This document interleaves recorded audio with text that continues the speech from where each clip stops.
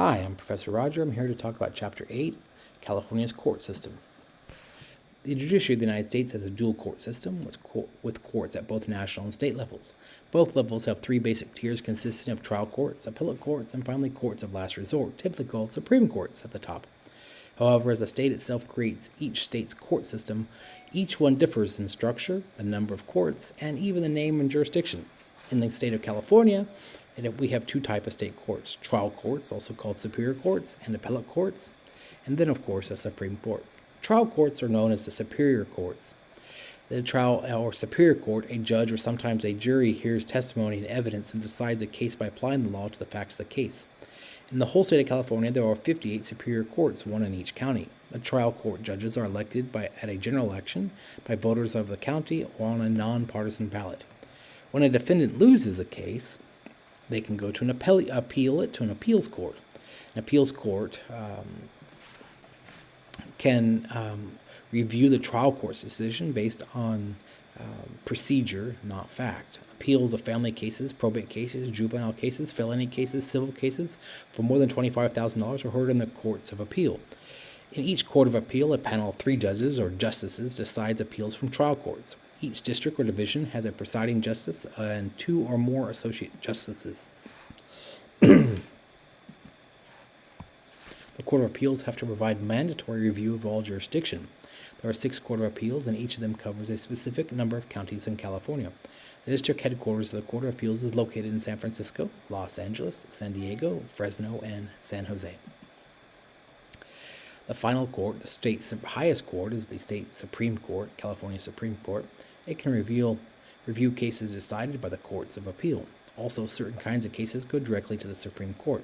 They are not heard first in a court of appeal, such as death penalty appeals and disciplinary cases involving judges. There are 7 justices on the Supreme Court, and at least 4 must agree to decide.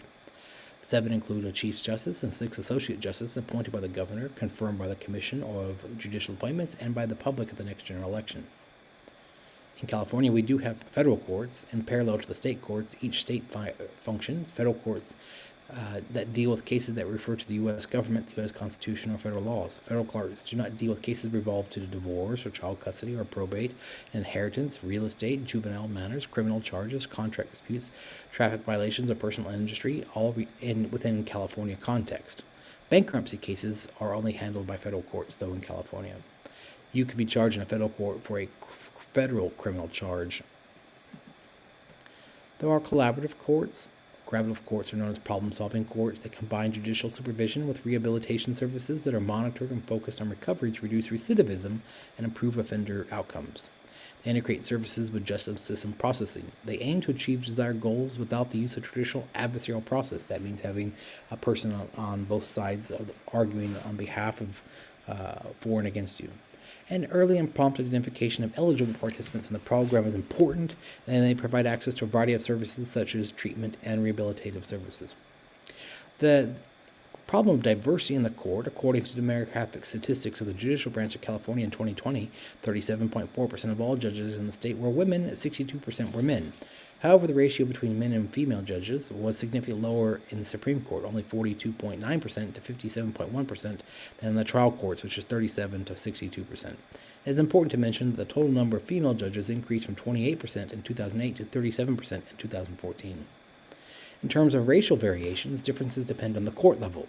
In trial court, 65% of all judges were declared to be white, 11% Hispanic or Latino, and 7.9% and 7.6% were Asian and or Black African American. In the Court of Appeals, the ratio of judges reported as white grew to 73%. On the level of the Supreme Court, white and Asian judges, 2 each, represent 28%. The 3 other judges declared to be either Black or African American, Hispanic or Latino, or some other race. Over time, the total ratio of judges declared to be white decreased from 72% to 65%. In terms of variation regarding gender identity and sexual orientation, respondents declared to be heterosexual at each level.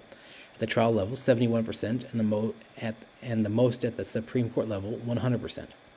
In terms of other respondents at the trial court, 1.5% declared to be lesbian, 2% to be gay, 0.1% to be either bisexual or transgender, 25% did not provide an answer. At the Court of Appeal level, 2% declared to be lesbian, 1% to be gay, 18% did not provide an answer.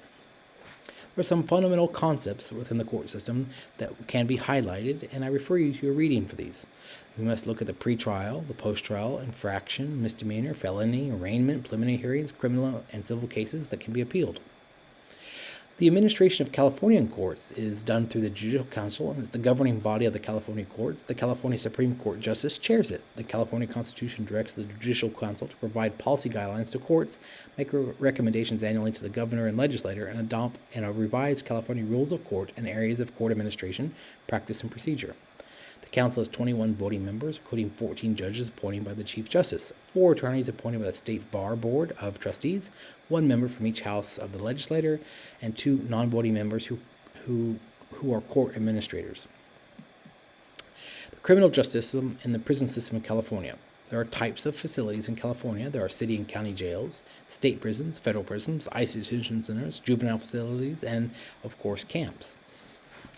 This system, as maintenance of prison facilities and the cost of incarceration, are expensive. States always have an incentive to cut prison costs, and one of the means to do it is privatization of these prisons. Suppose its state hinges its willingness to contract with a private corporation on the corporation's ability to offer a bid 5 to 10% lower than the current state expenditures, then there is usually uptake and privatization of the prison system.